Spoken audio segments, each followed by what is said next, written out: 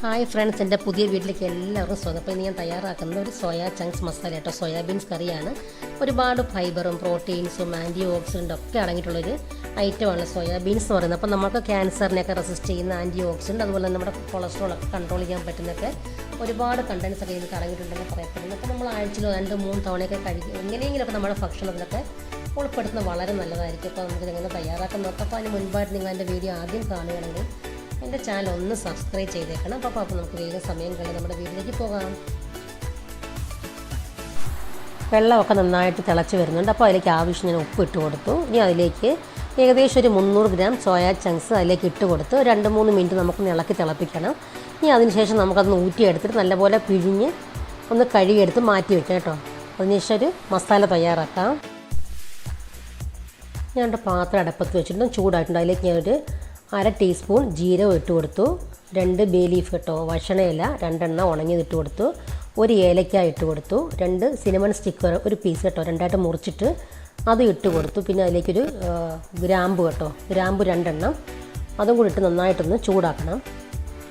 1 minute ഒന്ന് ചൂടാക്കിയാൽ മതിയാകും. ഞാൻ അതിലേക്ക് കുറച്ച് കറിവേപ്പില ഇട്ട് കൊടുത്തു. ഇനി ആവശ്യത്തിന് ഓയിൽ ഒഴിച്ച് കൊടുത്ത് നമുക്കൊന്ന് ഇളക്കി കൊടുക്കാം. ഇനി അതിലേക്ക് ഞാൻ ഒരു ടേബിൾ സ്പൂൺ കേട്ടോ, ടേബിൾ സ്പൂൺ വെളുത്തുള്ളി ചതച്ചത്, 1 ടേബിൾ സ്പൂൺ ഇഞ്ചി ചതച്ചതും കൂടെ അതിലേക്കൊന്ന് ഇട്ട് കൊടുക്കുവാണ്. ഇനി അതും കൂടെ രണ്ടും കൂടെ 1 മിനിറ്റ് നമുക്കൊന്ന് ഇളക്കി കൊടുത്തൊന്ന് ചെറുതായിട്ടൊന്ന് മൂപ്പിച്ചെടുക്കാം. 1-2 മിനിറ്റ് മതിയാകും. അല്ലെങ്കിൽ 2-3 പച്ചമുളക് വട്ടത്തിലരിഞ്ഞ് ഇട്ട് കൊടുത്തിട്ടുണ്ട്. അത് 1 മിനിറ്റ് ഒന്ന് ചെറുതായിട്ടൊന്ന് ഇളക്കി കൊടുത്തതിന് ശേഷം നമ്മൾ 2 സവോള കേട്ടോ, അതും കൂടെ സ്ലൈസ് ചെയ്തും കൂടെ അതിലേക്ക് ചേർത്ത് കൊടുത്ത് 2-3 മിനിറ്റ് ചെറിയ ഫ്ലെയിമിൽ നമുക്കൊന്ന് വഴറ്റി കൊടുക്കാം.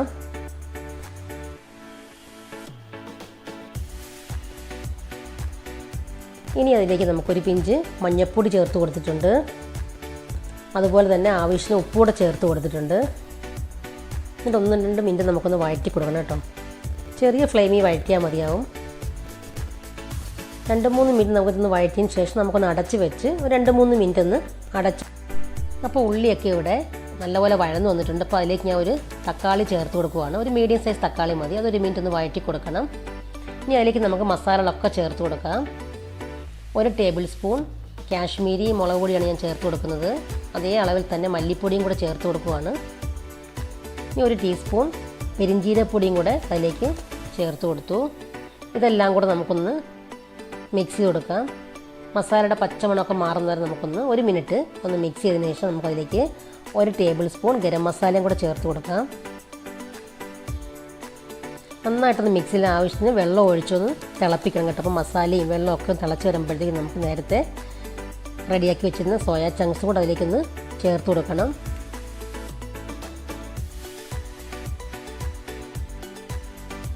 ഈ നന്നായിട്ടൊന്ന് ഇളക്കി ഒന്ന് യോജിപ്പിച്ച് മസാലയിലൊക്കെ ഒന്ന് മിക്സ് ആവുന്ന രീതി നല്ലപോലെ ഒന്ന് യോജിപ്പിച്ച് കൊടുക്കാം.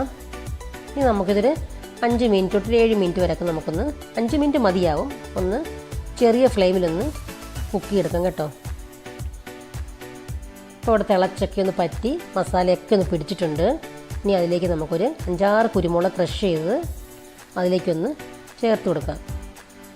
കുറച്ച് മതി കേട്ടോ, ഒരു പിഞ്ചോളം മതിയാകും. പിന്നെ കുറച്ച് മല്ലിയിലയും കൂടെ, ചെറുതായി അരിഞ്ഞ മല്ലിയിലയും കൂടെ അതിലേക്ക് ചേർത്ത് നന്നായിട്ടൊന്ന് ഇളക്കി യോജിപ്പിച്ചെടുക്കാം.